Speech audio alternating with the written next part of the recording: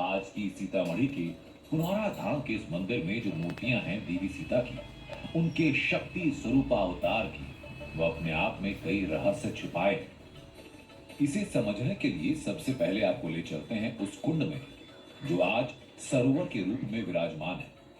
मान्यता है कि इसी जगह से देवी सीता का अवतरण धरती पर कन्या के रूप में हुआ था।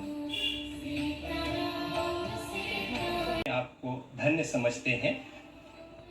पुनौर धाम के इस सीता कुंड के बारे में मान्यता ये है कि पहले यहाँ बंजर जमीन थी।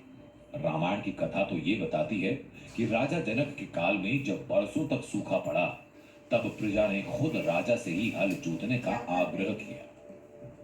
हमारे सनातन के वैदिक ग्रंथों में संकट काल में दो ही मोचक बताए गए हैं, ऋषि या कृषि। जब मिथिला राज्य में सूखे और परंपरा के मुताबिक खुद राजा ही हल लेकर सूखी जमीन को जोतने निकले।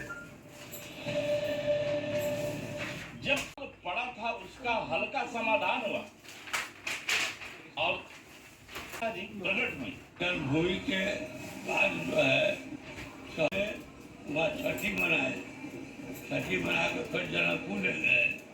जनकपुर में पालन पोषण में राजा जनक जी के महल वहाँ था। इसका नाम मिथिला था। उस समय नेपाल भारत इंडिया नहीं था। पुनौरा धाम के इन दो धर्माचार्यों ने जो डिटेल बताई उसे आज की पीढ़ी कम ही जानती है। इसलिए हम इस रिपोर्ट के जरिए बताना चाहेंगे, राजा जनक जिस मिथिलांचल के राजा हुआ करते थे, वो पूर्वी भारत का एक बड़ा राज्य हुआ करता था।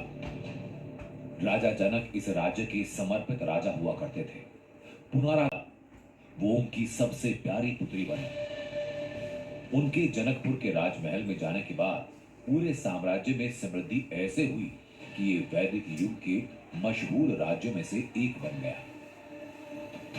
मिथिला तो बहुत लंबा चौड़ा, 64 कोस ऐसे, 96 कोस ऐसे, 96 कोस ऐसे, 64 कोस ऐसे। उत्तर हिमालय का बॉर्डर है मिथिला।